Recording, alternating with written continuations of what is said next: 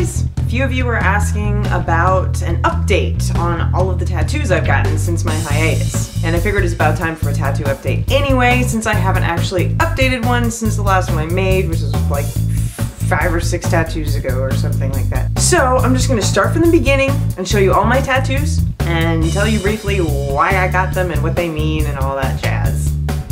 This here is the first one I ever got. The tribal bat, flap, flap, flap.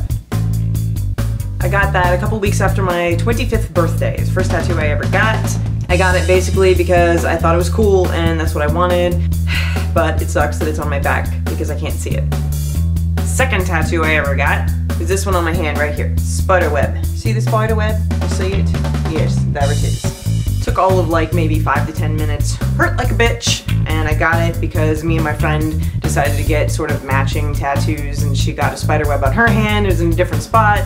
No longer friends with her. It doesn't matter anymore, but I still think it's cool. I like it. What the hell was the next one?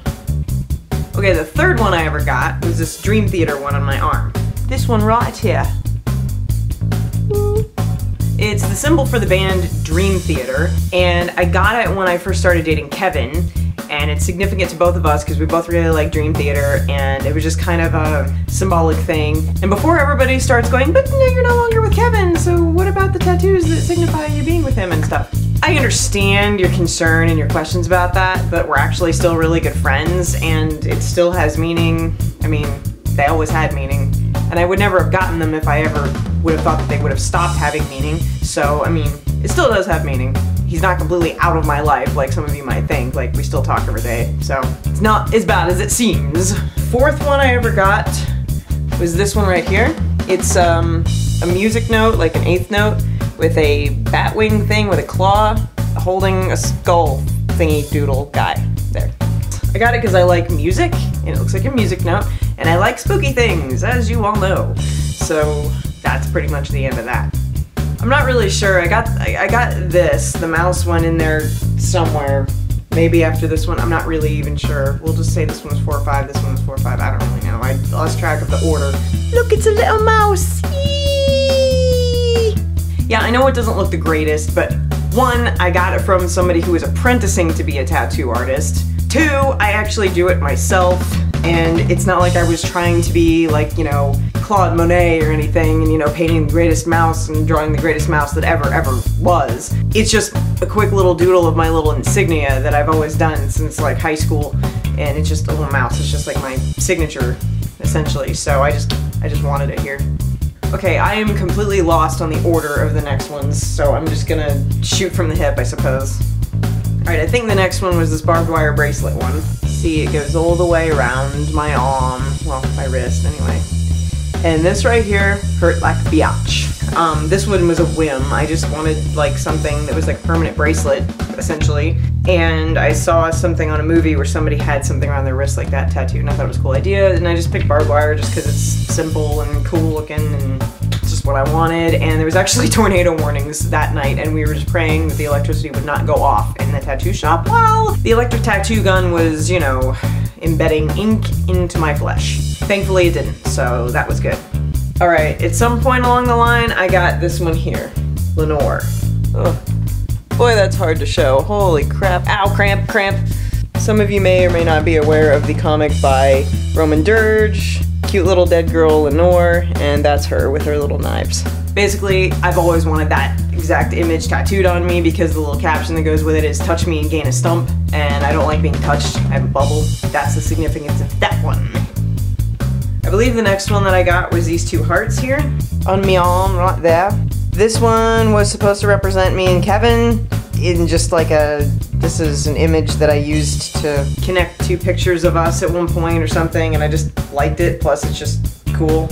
It sort of has significance, but it sort of doesn't. Like, it's just really cool, and I just really wanted it, and at the same time I was like, yeah, okay, it can represent me and Kevin, why not, sure. I get the most questions and compliments about that one right there anytime I go out in public. Oh, what's it mean? What's it mean? And I'm like, you had to pick the one with like the least amount of significance because it doesn't really have a story behind it. It just like, it looked cool, but at the same time it did sort of mean something, but it wasn't intended, but it did. And those of you with tattoos, maybe you like discussing your ink with people, like random strangers in public, but honestly, it kind of irritates me because it's like, people's like, oh, what does that mean? What does it mean? It's like, well, how much time do you have? I don't really want to stand here and tell you my whole life story, you know, about something that's like of deep significance to me. I don't even know you know what I mean?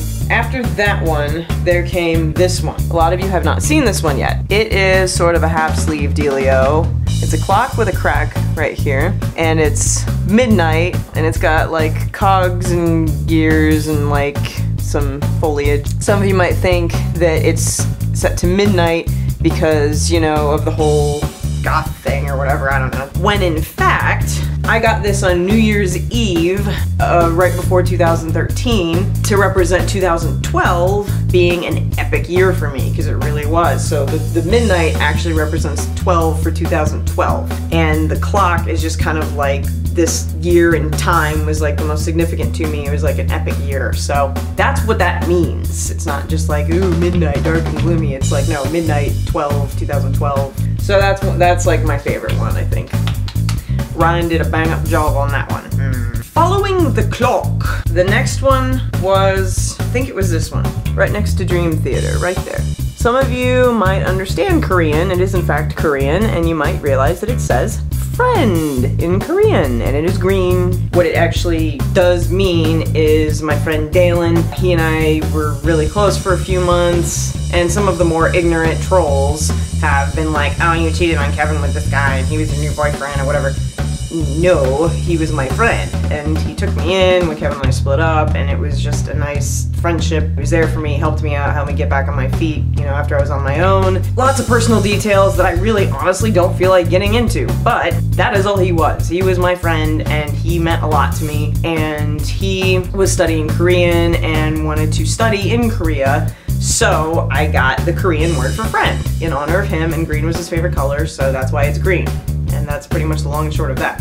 And next, for all you really nerdy people out there, we have the Jedi Symbol. Yay!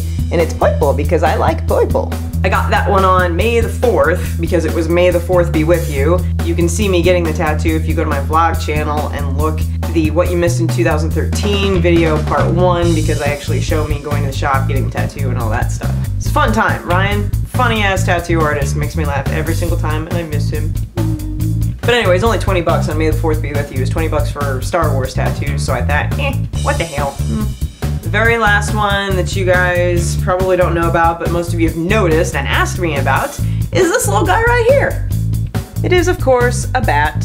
It's not Batman. Anybody who knows anything about the Batman symbols knows that this is not even remotely like the Batman symbol. But yeah, it's a bat. And his name is Eric, because that's the name of the tattoo artist that did it.